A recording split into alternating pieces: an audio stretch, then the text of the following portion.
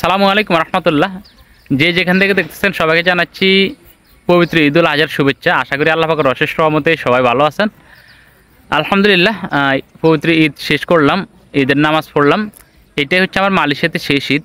তো আগামী ঈদের আগে ইনশাল্লাহ আমি দেশে যাচ্ছি। আজকে একটা ঘটনা শেয়ার করার জন্য মূলত ভিডিওটা করা। সেটা হচ্ছে আজ থেকে 7 বছর আগের ঘটনা। আমি 2018 সালে যখন মালয়েশিয়াতে আসি তখন প্রচুর পরিমাণে স্যাড হয়ে পড়ি। আমি ঈদের দিন সকালবেলা আমার ঘুমটা যখন ভাঙে তখন আমি নিজেকে খুব একা মনে করতেছি। আমার পরিবার পরিজন ছাড়া এই প্রথম কোনো ঈদ কাটাইতেছি মালয়েশিয়াতে। তো প্রবাস জীবন যে কী কষ্ট সেটা আমি ওই দিন উপলব্ধি করতে পারছি।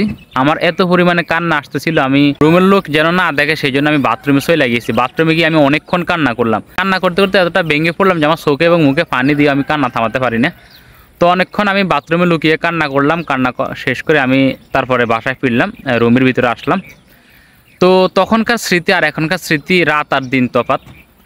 ওই দিন যে ঈদ ছিল ওই ঈদে আমি কান্না করছি, আর আজকের ঈদটা আমি অনেক খুশি, অনেক হ্যাপি, অনেক হাসতেছি। কারণ আল্লাহ যদি চায় ইনশাল্লাহ আগামী কোরবানির ঈদে আমি বাংলাদেশে থাকবো। আমি আগামী কোরবানির ঈদের আগে বাংলাদেশে যাব। সবাই আমার জন্য দোয়া করবেন।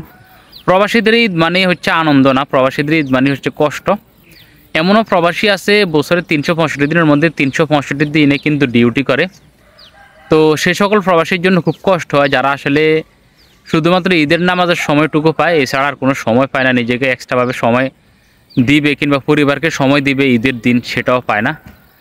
সবশেষে সবাই সবার জন্য দোয়া করবেন, বিশেষ করে প্রবাসীদের জন্য আপনারা দোয়া করবেন বেশি বেশি। আমার প্রবাসীর ভাই বোনেরা প্রবাসের মাটিতে অনেক কষ্ট করে, দিনরাত পরিশ্রম করে তারা তাদের পরিবারের জন্য।